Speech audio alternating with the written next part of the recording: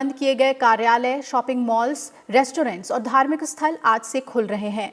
हालांकि containment zone में स्थित ऐसे संस्थानों को खोलने की अनुमति नहीं होगी। खुलने वाले संस्थानों को केंद्र सरकार के निर्देशों का पालन करना होगा और सुरक्षित परस्पर दूरी के मानक को भी मानना होगा। दिशा निर्देशों के मुताबिक इन जगहों में केवल उन्हीं लोगों को प्रवेश की अनुमति होगी जिनमें कोविड-19 के लक्षण नहीं पाए जाएंगे। दफ्तरों, होटल्स और रेस्टोरेंट्स, धार्मिक स्थलों और शॉपिंग मॉल में कामकाज शुरू करने के लिए सरकार ने गुरुवार को नए सिरे से दिशा निर्देश यानी एसओपी जारी किए थे। स्वास्थ्य मंत्रालय की तरफ से जारी एसओपी में कहा गया है कि ऑफिस में किसी व्यक्ति में कोविड-19 का लक्षण पाया गया तो उसे तत्काल दूसरों से अलग बैठना पड़ेगा। वहीं कोविड-19 से प्रभावित क्षेत्रों में रहने वाले लोगों को क्षेत्र के संक्रमण मुक्त होने तक घर से काम करने की अनुमति दी जाएगी और इस अवधि को अवकाश में नहीं गिना जाएगा। एसओपी के मुताबिक अगर किसी कार्यालय में कोविड-19 के 1 या 2 मामले पाए जाते हैं तो पूरे कार्यालय परिसर को बंद करने की आवश्यकता नहीं है और विषाणु मुक्त किए जाने के बाद काम फिर से शुरू किया जा सकता है। अगर कोविड-19 के ज्यादा मामले सामने आते हैं तो पूरे भवन को 48 घंटे के लिए बंद करना होगा और सभी कर्मचारी तब तक घर से काम करेंगे।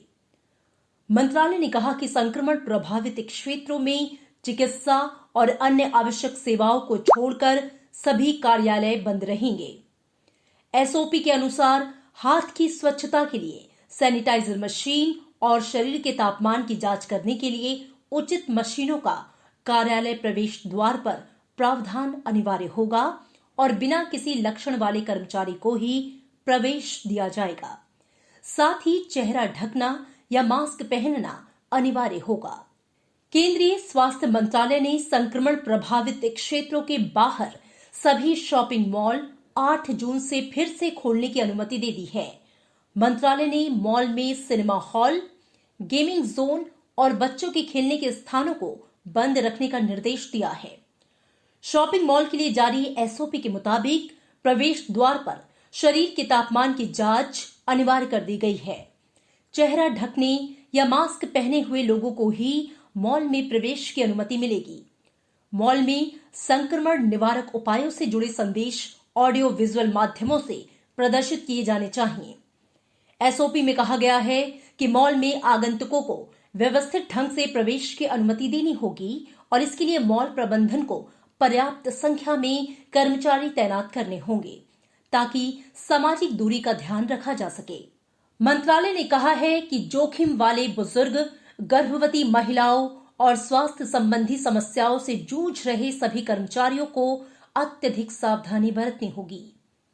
उन्हें सामान्य लोगों के सीधे संपर्क में आने से बचना होगा। मॉल के पार्किंग क्षेत्र, बाहरी परिसर में भीड़ का उचित प्रबंधन करना होगा। साथ ही आगंतुकों, कर्मचारियों और सामान की आपूर्ति संबंधी प्रवेश निकास बिंदुओं को अलग अलग रखना होगा। एसओपी में कहा गया है कि घर पर सामान पहुंचाने वाले कर्मचारियों को अनुमति देने और उन्हें सामान सौंपने से पहले उनकी भलीभांति स्वास्थ्य जांच करनी होगी। सामाजिक दूरी के दिशा निर्देशों का पालन करते हुए 2 व्यक्तियों के बीच कम से कम 6 फीट की दूरी रखनी होगी।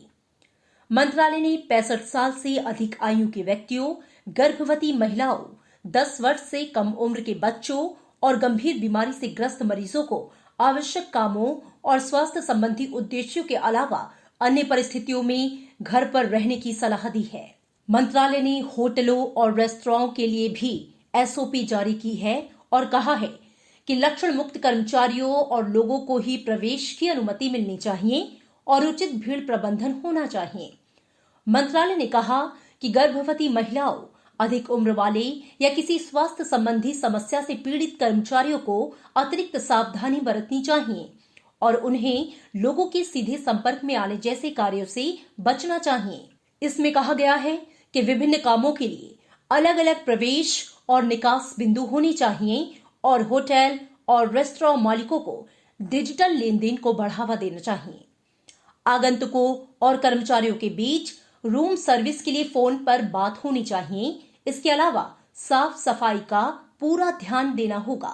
धार्मिक स्थलों के लिए जारी एसओपी के मुताबिक इनके प्रवेश द्वार पर भी थर्मल स्क्रीनिंग और सैनिटाइजर की व्यवस्था करनी होगी।